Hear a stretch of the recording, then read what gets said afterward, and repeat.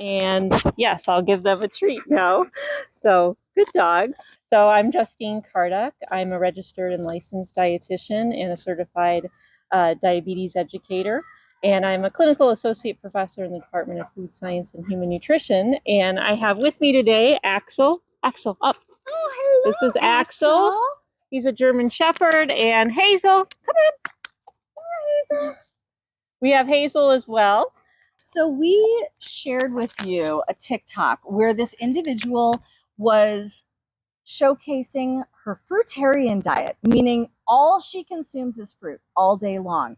Tell me what your thoughts are on that as a dietitian. Yeah, that video was really alarming to me. And someone that does that is really putting themselves up for many deficiencies, as well as even some potential toxicities. So when you talk about toxicities or excesses, which nutrients or vitamins or minerals are we concerned about her over consuming? Because she had like a whole watermelon, multiple oranges, multiple apples, she had cherries, and that was pretty much it. So what is she over consuming? Yeah, she's definitely over consuming vitamin C, and she's also over consuming dietary fiber, which initially you might think those are both really good for you.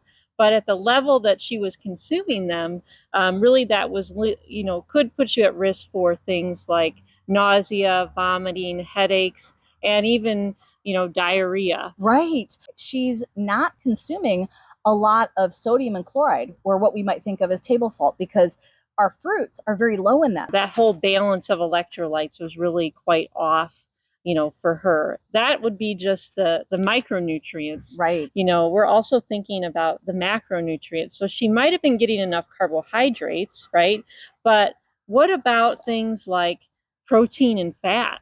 Oh my goodness. I don't think that she was consuming much protein at all, because fruits are very low in protein, and the protein they contain sometimes is not a complete protein, meaning it's not going to meet your protein needs very effectively. Absolutely.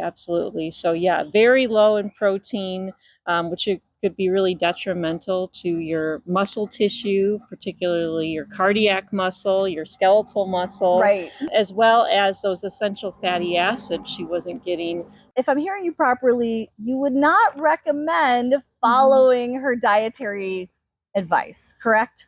No, absolutely not.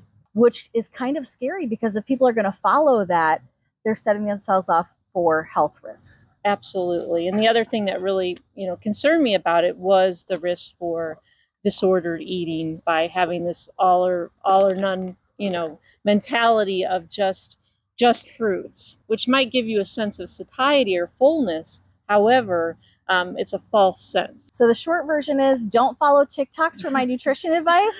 Yes, unless it is done by a health professional that has the credentials and is promoting an overall well-balanced plan. If you have questions about nutrition, turn to an expert rather than turning to TikToks.